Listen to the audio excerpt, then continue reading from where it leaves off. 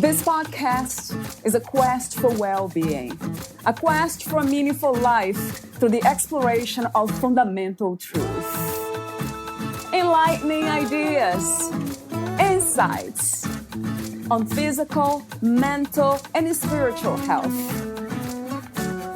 The inspiration is love. The aspiration is to awaken new ways of thinking that can lead us to a new way of being well. Welcome to Body, Mind, and Soul Healing Conversations.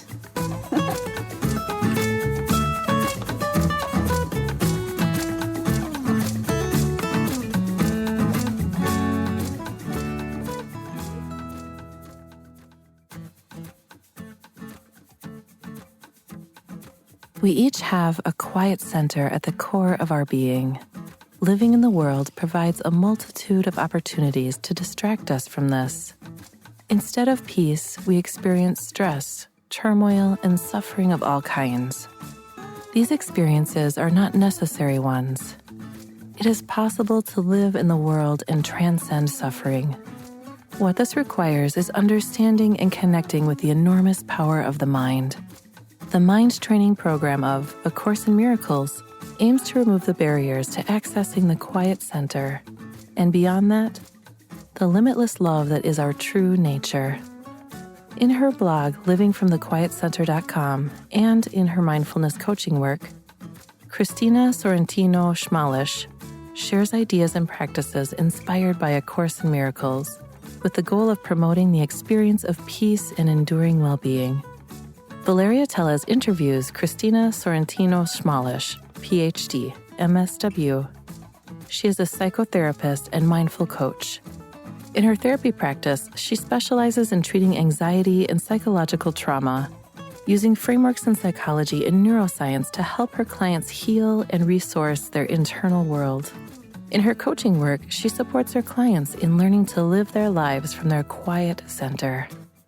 Cristina received her bachelor's degree in psychology from McGill University, her doctorate in brain and cognitive science from the Massachusetts Institute of Technology, and her master's in social work from the School of Social Work at Boston University.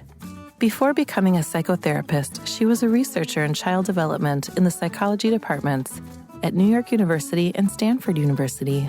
While training as a psychotherapist, she also participated in clinical research on the nature and treatment of hoarding disorder. She is the co-author of a book on hoarding and 3 research and clinical articles on hoarding. Cristina was introduced to meditation and to the ancient teachings of Hinduism over 20 years ago through attending yoga classes in the ISHTA tradition. She later meditated with a Sangha grounded in the teachings of Tibetan Buddhism, with an emphasis on non-judgment and loving awareness. She also studied Imai Qigong and learned to heal strong emotions to better access the calm center. 10 years ago, Cristina was introduced by a colleague to Gary Renard's book, The Disappearance of the Universe, which is an entertaining and informative introduction to the book A Course in Miracles. She has been a student of the course ever since. Since March of 2020, she has been writing a blog about personal peace inspired by A Course in Miracles. Meet Cristina at livingfromthequietcenter.com. Here's the interview with Cristina Sorrentino Schmalisch.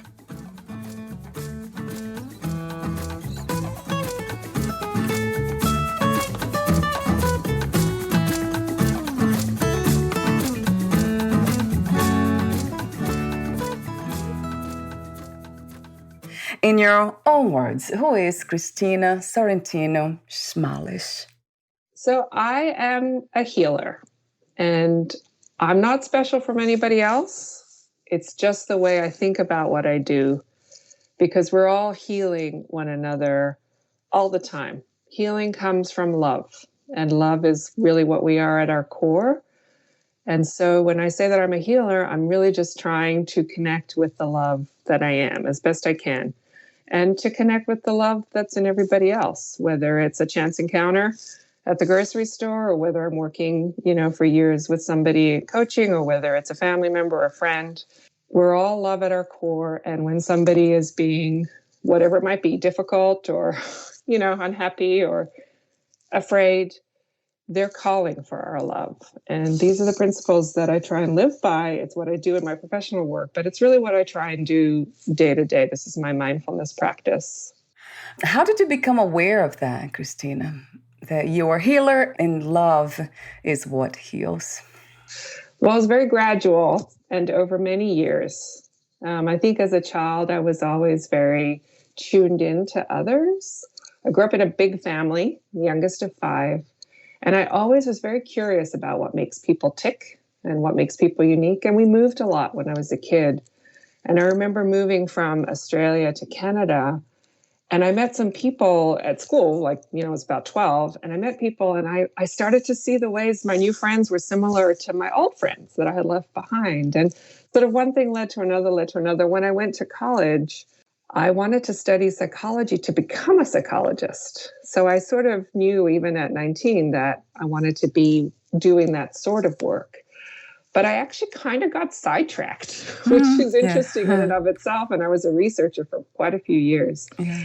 But what it was that I didn't meet a lot of psychologists in my psychology program at McGill University. I love the university. I love the school. I met some very wonderful people, but very few actual psychologists who practice psychology. Instead, I met a lot of researchers, and I fell in love with research. And I did research for about 10 years, cognitive science and child development. And then as I was working with children and doing the studies with them to find out about their language or their number or whatever it might be, I had so much a better time with the kids before we started the study than the actual study. And I realized, and the parents, talking to the parents, and I realized that I really wanted to go back to that original idea of being directly involved in people's psychology and in helping people. And so I retrained as a social worker. So that was the professional path. The spiritual path was also very many years of different things. I grew up Catholic. I went to church with my family. And my father and mother just became different religions. My mother became actually a Jehovah's Witness. I used to go to meetings with her. And I couldn't quite reconcile the different things that I was learning. And so for a good decade, I was atheist. I just thought, you know what, Christianity isn't for me. Maybe I can find, my spirituality in nature. I can find it in music. And those things nourished me for a while.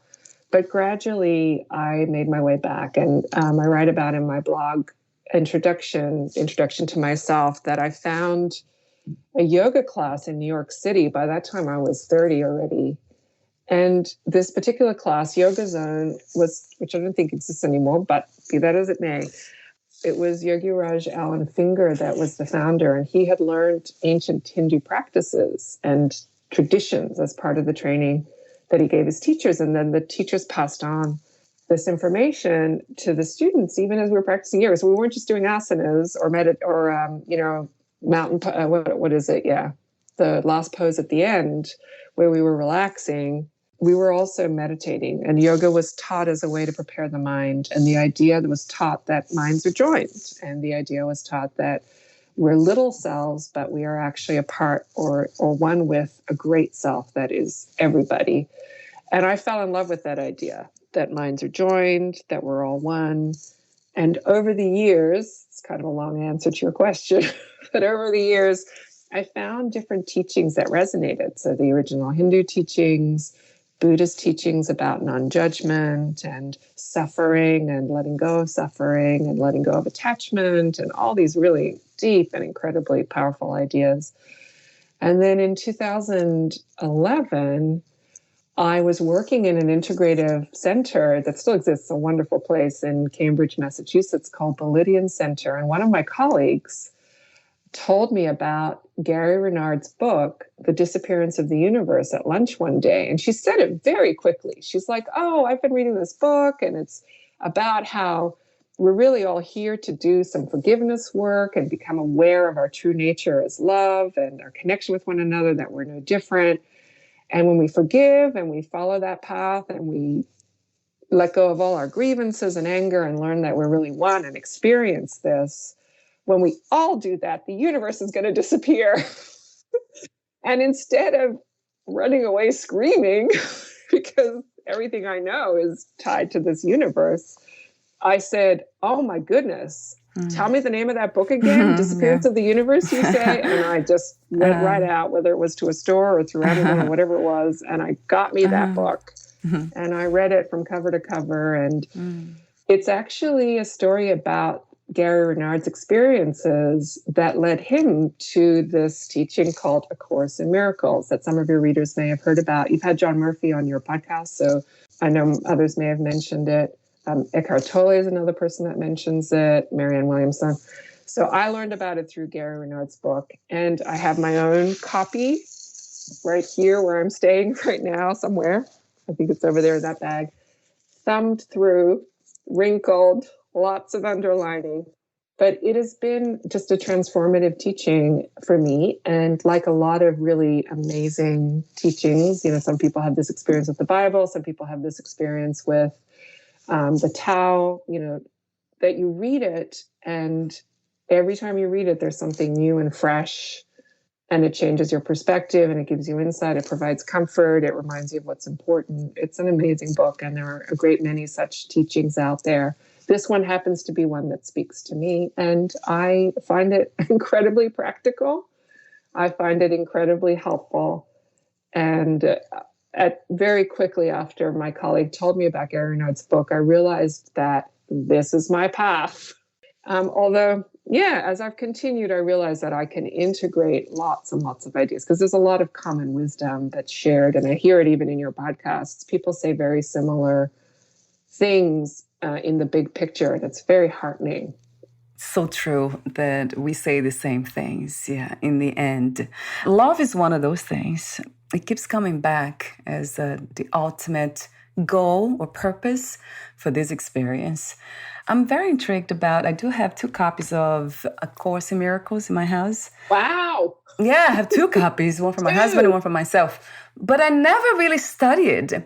I was called to buy the copies, but not really engage in it yet. So that's kind of interesting how it works too. Yeah, I really value how everybody is called in different ways. Some people, similar teachings, but it's all these roads lead to the same experience of love. Right. Yeah, ultimately, I agree.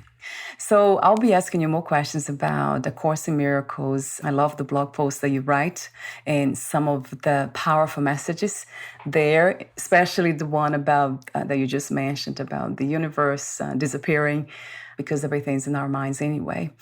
I mean, it's a conversation I love to have, but I'll be asking you more questions later about that. For now, talk to me for a moment about what's happening between Russia and Ukraine.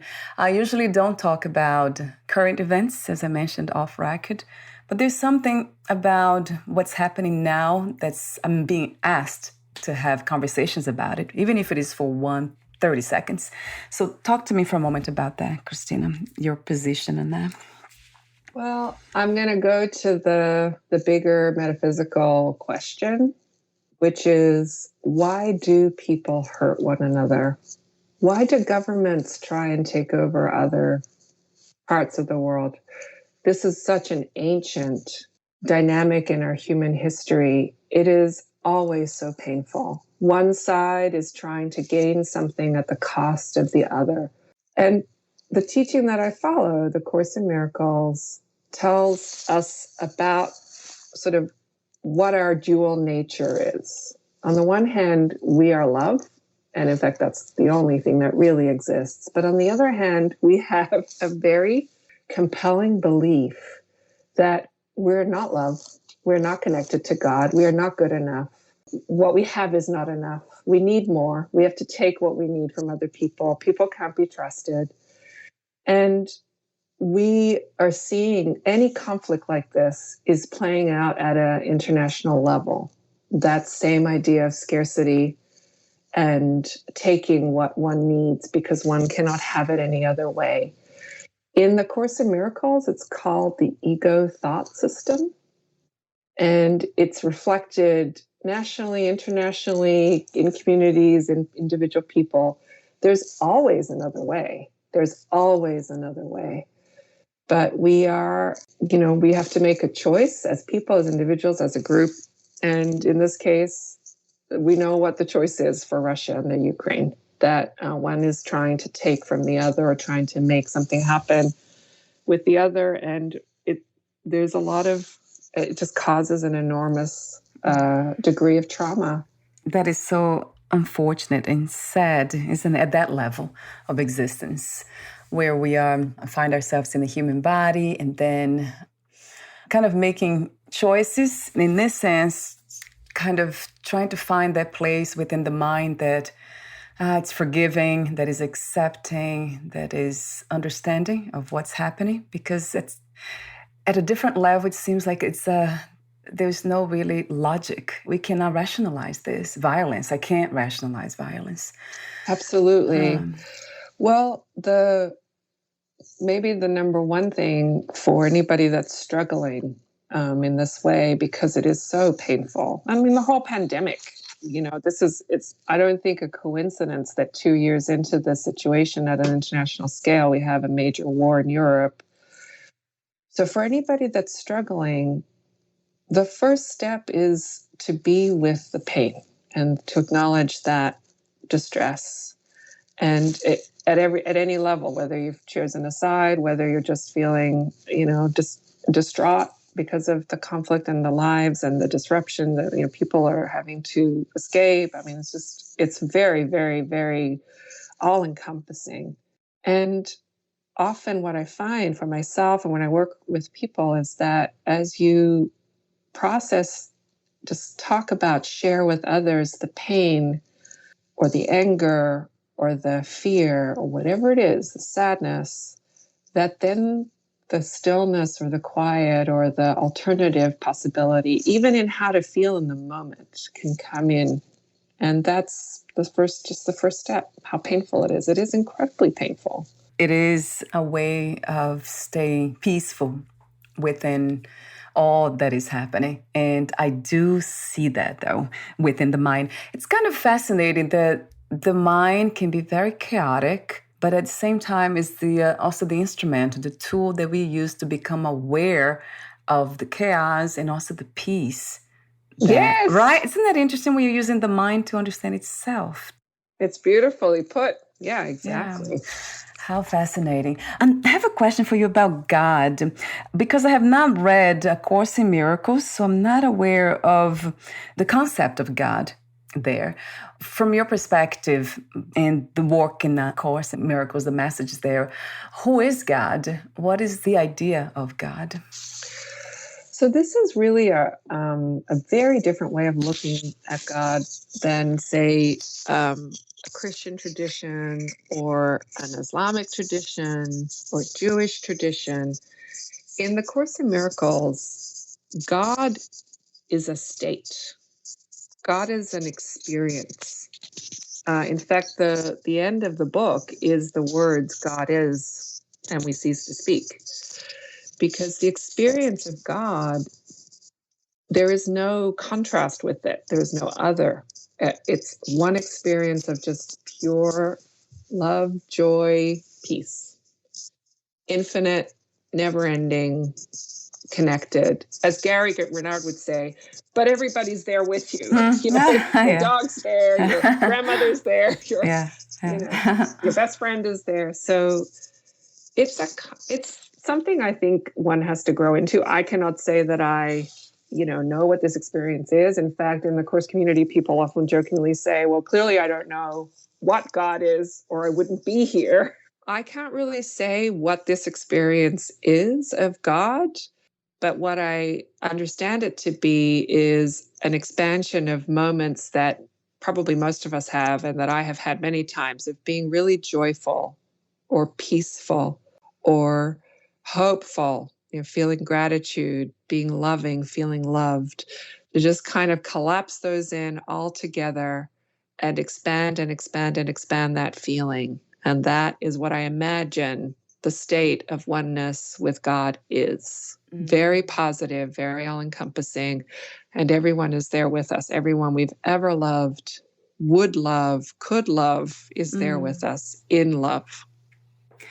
I have heard before, of course, in so many of the conversations I had, that this is the spiritual world where we have this reality that's one, So there's no need to love because all there is love.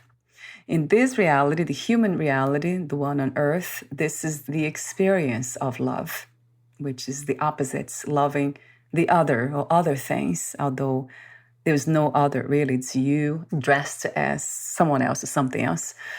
But there's the illusion that there are two, and then now we need to exercise that, or kind of bring it to the earth, that spiritual truth of love, and kind of try to express this here. Does it make sense to you somehow? Yeah, I mean, that's a wonderful way to put it. Love is, or God is non-dual, just like you were saying. In reality, there is no other. But of course, we experience other in every way imaginable.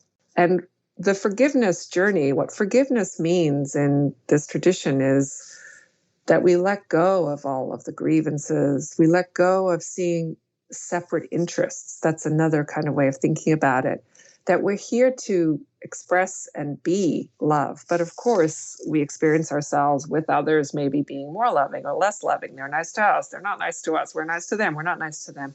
That's part of the human experience. And it can be transcended. If it's of interest, it can be transcended. That's another interesting idea, that we are here to experience love. So not to transcend the experience of love. Because now we are going back to the spiritual kind of reality, which is one and it's always peaceful. There's no two, nothing to be experienced anyway. So what a beautiful dance, isn't it? So in a way, we are here to experience love and learn. Wow, how fascinating. Learning to be who we are, but at the same time, to accept what we are not as well. So it's what we are and what we are not kind of coming together in harmony. If we can reflect who we are to the parts that we are not, the physical body, for example, then what an amazing experience that would be. And I have seen some of my guests kind of floating, dancing that dance. And you too, Cristina. Yes, really beautifully put. Absolutely. And yeah, we're joining together, you and I, today. And I feel just grateful as well for the opportunity to talk together, for your invitation to join your podcast. And yeah, it's actually a contemplative, meditative experience to talk together. Yeah, right. That's how I feel. Yeah, exactly. Thank you. Talk to me for a moment about your work. What do we do to find you if somebody wants to hire you as a coach, a psychotherapist, through your website? How do you work with clients these days? Well, I'm at a transition point.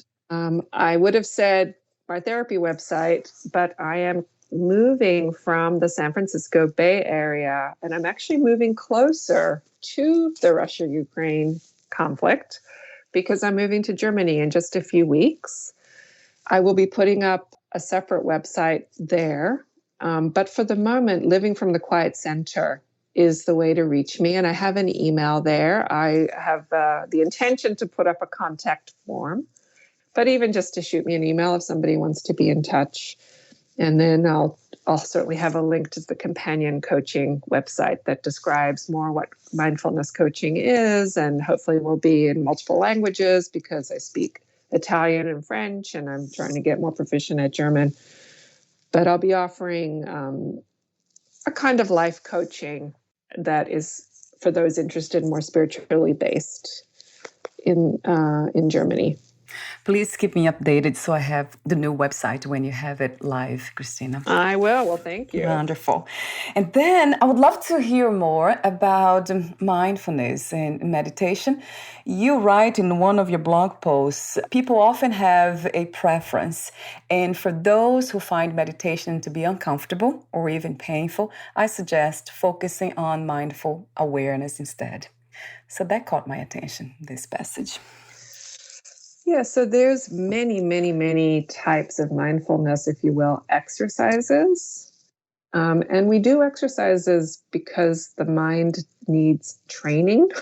Most of us are not born to be very mindful. We're often distracted, and I mean reasonably so. We worry or we get upset about things. People are work or other problems are happening, or listen to the news, and we might, just burst into tears, whatever it is. And of course, we experience what we experience in the moment, including feeling worried or sad or content or, peaceful. But mindfulness exercises strengthen the muscles of the mind so that we can focus on the things that we want to be focusing on. So a mindfulness exercise that I learned from early days before I even found A Course in Miracles is non-judgment. And the practice is very simple: to notice judgments as soon as we have them.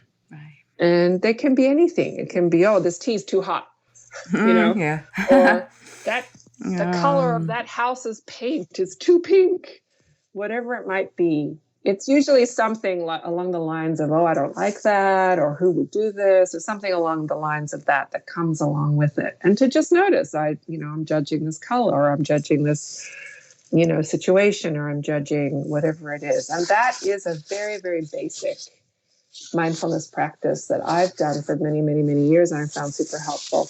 But it can be different. Some people, for example, might enjoy more a mindfulness of the moment, the power of now type experience of, what am I doing? I'm out walking my dog. Am I focusing on, what I have to do tomorrow, or how much time I have for the walk?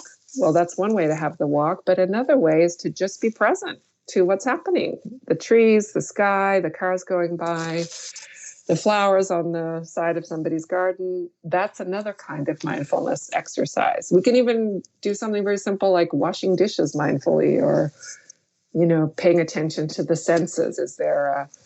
Is the temperature hot? Is it cold? Am I comfortable? What am I smelling at the moment? What am I hearing? So there are many, many, many, many mindfulness exercises, and different ones make sense for different people at different times. And in mindfulness coaching, it's about tailoring the whole range of possibilities to a particular person, what they're trying to achieve, what would be most helpful, what speaks to them. It's a wonderful practice. I often engage in mindfulness, which to me has become almost a way of living, just being here now and kind of just enjoying what's happening. And sometimes it is a challenge because the mind, it's kind of insists in doing something else. Bringing it back to the moment, it's really a useful practice. So when I think about the non-judgmental practice, I wonder how can we still use the mind to discern without judging? Because it seems very similar to me. It's like having preferences. But yeah, talk to me for a moment about that, Cristina. It's a great question. And it's an important question because we are, in fact, discerning all the time. And, there's a practical need. We need to discern, am I going to say, choose this mechanic or that mechanic? Yeah. And so making choices and making decisions is a necessary part of life, and we're doing it thousands of times in a day. What judgment is then can be a little bit of discerning it from other kinds of decision making. Judgment is often a feeling of somebody else is less than me, or I'm less than somebody else, or this is immoral is a judgment. Now, of course, we need to make choices. We have a moral code. We have to have a society that functions well. It's not like we just let bad things happen all the time because we don't want to judge. But the alternative, if you will, is to be coming from, say, coming from kindness, or coming from peace, or coming from compassion. And we don't always know. And in fact, it may take a while, even years of practice, to figure out just exactly what that is, because we're conditioned. Our society is not a particularly kind or non-judging society. There's very, very many ways in which we're trained to judge even. And this, has to be something that is of interest. I happen to be, for whatever reason, motivated. Not everybody necessarily wants this kind of practice. But in the end, we're learning to rely on what some people would think of as our higher self, or God, the voice for God, could be a great master, teacher like the Buddha or Jesus. It's kind of like, what would Jesus say? What would Jesus do? What would Buddha say? What would the Buddha do? How can I approach this kindly? How can I approach the situation so that it's not me winning and the other person losing, or the other person losing and me winning? And so, yeah, there's definitely a lot of undoing of patterns and practices that may be instinctive and make a lot of sense for many years, and kind of finding a different way of approaching a situation so that we can perhaps discern what the best choice for us is in the moment without having to come from a place of being better than or one down or one up from somebody else. One key idea taught in A Course in Miracles is how I see you, I also see myself.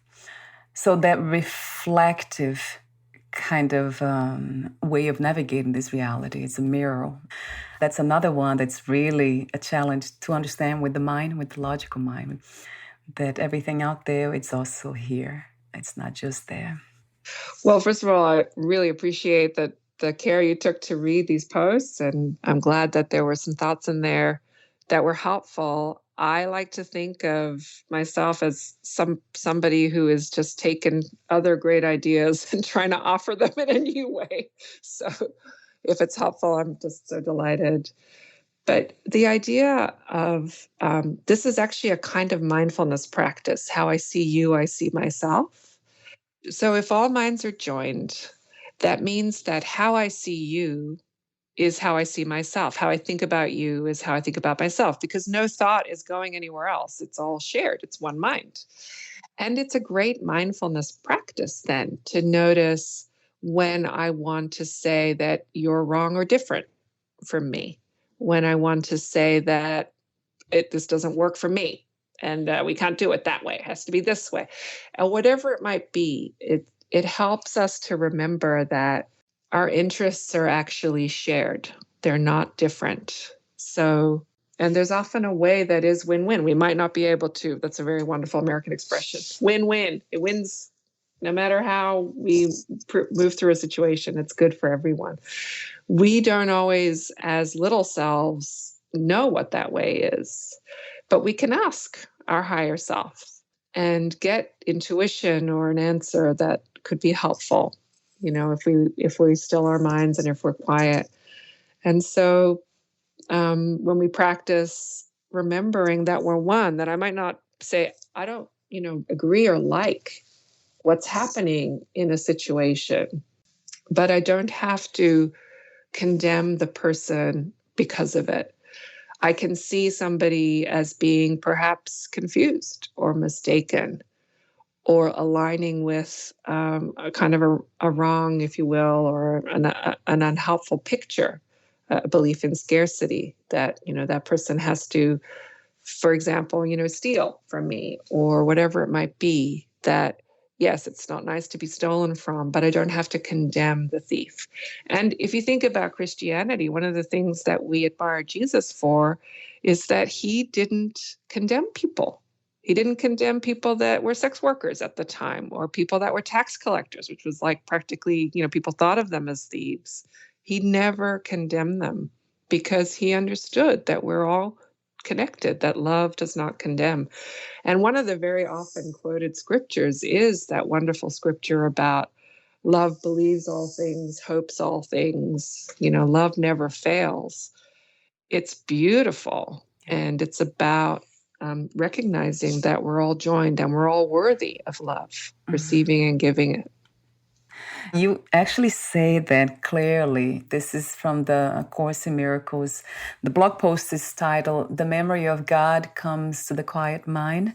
And you say exactly what you've been saying. Perfect love casts out fear. If fear exists, then there is not perfect love. And then you also write, only perfect love exists. If there is fear, it produces a state that does not exist. That's powerful because it goes back to the idea, the conversation we had earlier, I think I was trying to have about the illusion of this of what this is when it's mired in fear, this reality, then it's basically doesn't exist. It's an illusion because everything there is love, no separation. For some reason, it's one of the most powerful messages that I can hear. I'm glad. Well, those are incredibly powerful words, quoted directly from the text of A Course in Miracles. And it's very, I was just thinking as you read them back to me, even though I quoted them myself, it's like axiomatic and logic. There are axioms, it's like you start with this assumption, which is, the Course is saying it's reality. If reality is love, then anything that isn't love cannot be real. And you might believe that, you might not believe it, but if you practice, if you live as if you make it, if you fake it till you make it, you actually, this is kind of what is so powerful too, is that try this out for yourself, whatever teaching it is, but try out the idea that fear isn't real. Try out the idea that only love is real and see if it garners you a different experience, a less fearful one, a more peaceful one, a more joyful one. Then what comes to mind in this moment is another idea that I have read or heard about the bodhisattva vows, and that there's no freedom unless we are all free. What an interesting paradox. Even if you and I already understand this, that what is not love is not real, but then how can we actually express and live this love when people around us not experiencing the same? As we can see now in the world, so many things happening. There's a lot of different ways to think about that. What I would suggest, if you or anyone is struggling, and we all struggle, I struggle too. Oh, right. Well, yeah. Like, how can I be peaceful or content when somebody else is? And clearly, anywhere we look, we can find people struggling. Right. And what I've come to, and this is again inspired by A Course in Miracles, is that remember that minds are joint, and so if I am practicing peace, people around me are being affected by that. If I'm forgiving somebody and really just in my mind, you are innocent, you are free. Or then at some level, they're experiencing that too, because there is no separation. They might not say or do anything different, but minds are joint. If during COVID pre-vaccination, it's still happening. People are dying in really painful ways, isolated and alone. And it is very distressing. And we can come again from a place of peace, from a place of love, that yes, their bodies are going through these terrible things. Their families too. Very painful, very, very sad. And yet the peace and the love that is our source is ever present and available to us. Maybe not to that person at that moment, at that time, but we can offer that in our minds and hearts to them. It means, it's incredibly empowering because we can sit in our homes thousands of miles away from bombs going off, and we can offer the love and the peace that is in our hearts because our hearts and our minds are joined. We can offer that right now to the people in Ukraine, to the people in Russia, to the soldiers, to the doctors and nurses and people on the ground trying to help, the humanitarians. Everyone, the children, the elderly, the women, the men, everyone, we can offer our peace and our love to them in our minds and hearts here, wherever we're sitting. Yeah. Because minds are joined. Distance does not change that.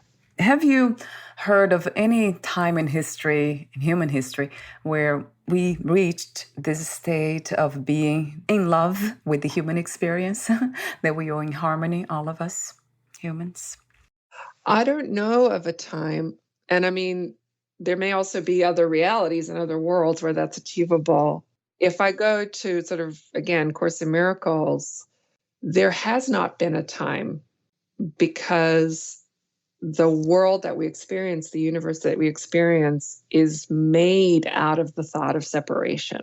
So certain people can, of course, and do. And you have many such people even on your podcast. It's really wonderful to hear this message, can sort of find a way to be in a place of joy and contentment, peace, hopefulness, gratitude regularly, maybe day in, day out. And that's really possible for anyone. That's another hopeful message. But not everybody is at this slice of time in that experience. But when everybody does have that experience, then all there will be is a non-separated experience, right? So in a way, like, I personally don't look for a peaceful world. Right. I would love it. I would love it. Yes, me too. But I look for personal peace and helping others achieve personal peace, because there are ripple effects out into the world from that. We're almost at the end of the interview, and I wanted to thank you for your wonderful presence, the timeless message, and everything else in between, your presence in this reality. And we'll end with a question. That will be the final one. What 3 experiences you wish everyone to have before they lose the body, before they die? Love, first and foremost, to feel love and to be able to experience giving love to another person, that, or could be an animal. Love, number 1. 2 is contentment, joy, contentment and joy or joy, just moments, hours, days. That's the second. And the third, of course, is peace. Peacefulness, calm, serenity, whatever smidgen of it or an extended experience of it. Yeah. Those are my top 3. Thank you so much, Cristina. Again, thank you so much for who you are. It's been my great pleasure. Thank you again. We'll talk again. Bye for now. Okay. Take good care. Bye. You too. Take good care. Bye-bye. Bye.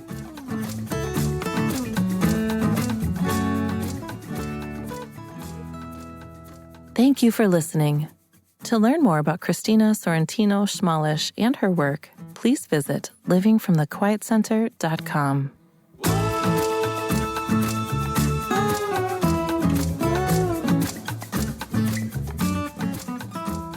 To learn more about this podcast, please visit fitforjoy.org/podcast. Thank you again for listening, and bye for now.